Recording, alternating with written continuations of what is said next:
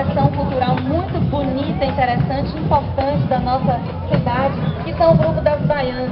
E este ano faz uma homenagem à Maria Gorda, que faleceu este ano, mas que está presente em corpo e alma e na vida de cada uma dessas baianas lindas que abrilhantam todos os anos o nosso abrigo. É o 2 de julho de 2014, tradição em movimento da ditadura à liberdade. Registramos a presença do site zump.com.